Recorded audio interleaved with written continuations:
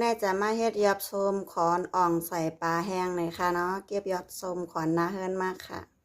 หน้าตาเหมือนหือจ้อมมาด้วยกันค่ะสีปลามันไว้หือมันใหม่ก่อนนะคะเนาะ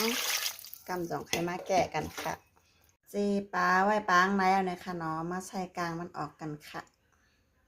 ใส่ปลาซอยผักหมี่มะเขือส้มยาวนะคะเนาะก็แม่มักตำกระเทียมหมักพริกกันค่ะใส่กระเทียมค่ะ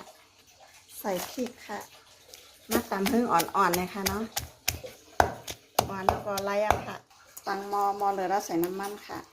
น้ำมันเหลือเราใส่ข้าวมิ้นค่ะใส่ข้าวมิ้นเยอะก็มาโขหอมแดงค่ะ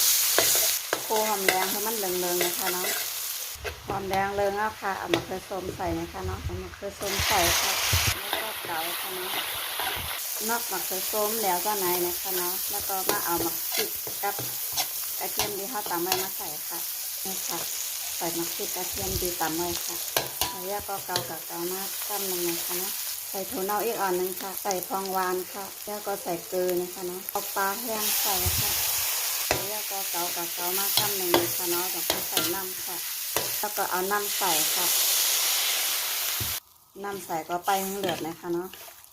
น้ำเหลือแล้วก็อย่าเพิ่งปรุงนะคะเนาะตั้งไว้ทางกำหนึ่งหน่อยค่ะปลาเริ่มเปื่อยอีดๆแล้วเนี่ยก็เอาส้มควันมาใส่กันค่ะเนาะใส่ส้มคอนค่ะใส่ส้มคอนหน้าสู้หน่อยค่ะเนาะมาใส่ผักหมี่ผักชีค่ะเอากะเกามาจากไหนก็ปรุงแล้วค่ะนี่ค่ะหน้าตาเป็นจังไหนนะคะเนาะปลาอ่องล่อหยอดส้มขอนไหนค่ะไผไปย่ำได้กินด้วยก็กะเฮ็ดกินกันด้วยนะคะเนาะ